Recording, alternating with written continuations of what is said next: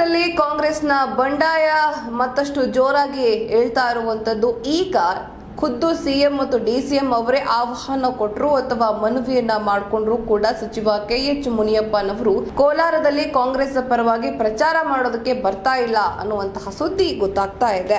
ಕಾಂಗ್ರೆಸ್ನಲ್ಲಿ ಎಲ್ಲವೂ ಸರಿಯಾಗಿಲ್ಲ ಅನ್ನೋದು ಎಲ್ರಿಗೂ ಕೂಡ ಬಹಿರಂಗ ಆಗಿರುವಂತಹ ವಿಚಾರ. ಮುಖ್ಯಮಂತ್ರಿ ಹಾಗೂ ಉಪಮುಖ್ಯಮಂತ್ರಿ ಖುದ್ದಾಗಿ ಬಂದು ಪ್ರಚಾರ ಕೇಳಿದ್ರೂ ಕೂಡ ಸಚಿವ ಕೆಎಚ್ ಮುನಿಯಪ್ಪ ಮಾತ್ರ ಅಲ್ಗಾಡ್ತಾ ಇಲ್ಲ ಅವರ ಮನೆಯಿಂದ. ಅವರ ಪುತ್ರಿ ಶಾಸಕಿ ರೂಪಕಲಾ ಅವರು ಕೂಡ ಆ ಕಡೆ ಸುಳಿದಿಲ್ಲ. ಹೀಗಾಗಿ ಕೋಲಾರದಲ್ಲಿ ಎರಡು ಬಣಗಳು ಒಂದಾಗದೆ ಅಭ್ಯರ್ಥಿ ಕೆವಿ ಗೌತಮ್ಗೆ ಚುನಾವಣೆ ಬಿಸಿ ತುಪ್ಪವಾಗಿ ಪರಿಣಮಿಸಿದೆ ಅಂತ ಹೇಳಲಾಗ್ತಾ ಇದೆ.